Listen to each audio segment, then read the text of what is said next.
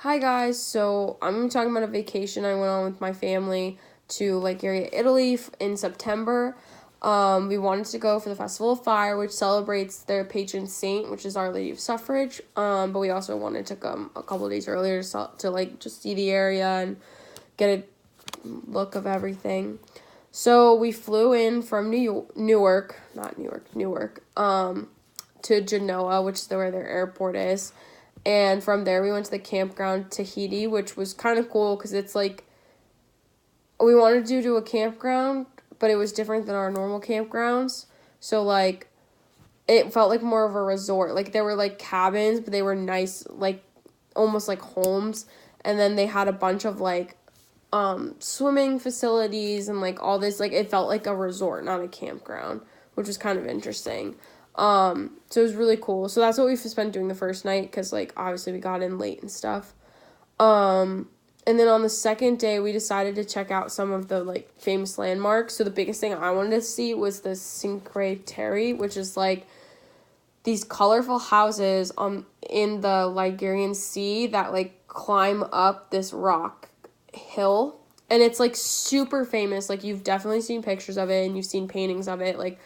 That was one of the biggest things that's there and, one of their best tourist attractions. So that was something I really want to see.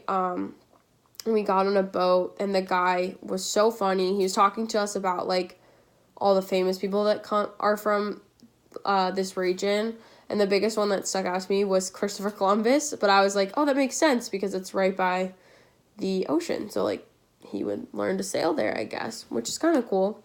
So then after we saw that, we went to the Torteria La Brinca, which had the best herb ravioli I've ever had. So, the raviolis are, this big, whereas, where we're from, it's, huge and there's less of them. So, it was kind of cool, but they tasted so much better because they obviously make their pasta, in the restaurant, which is super cool.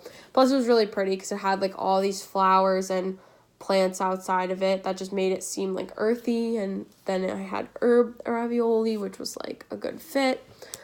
So then after that, the next 2 days we spent at the Festival of Fire, which is such a cool experience. We went to the mass at the beginning because that's how that starts, and we're surrounded by people from all over this region. They just swarm in and go to this one big mass, and then the rest of the day was just fireworks and food and festivities, and it's just so crazy. And it kind of reminded me of the 4th of July, but it had a religious twist like Easter. So I don't know, it's just kind of interesting. But there was tons of fireworks throughout the day, night, day, didn't matter. The whole experience was just so amazing.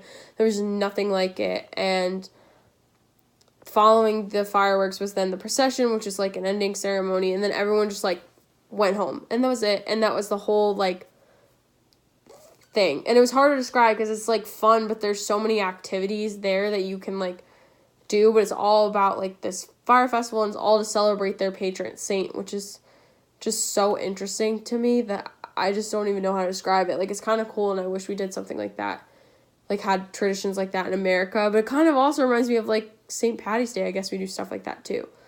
So I don't know, but it wasn't the same. It was just so cool and interesting. So I really had fun on my trip. And now I'm going to show you guys some pictures of what I was talking about.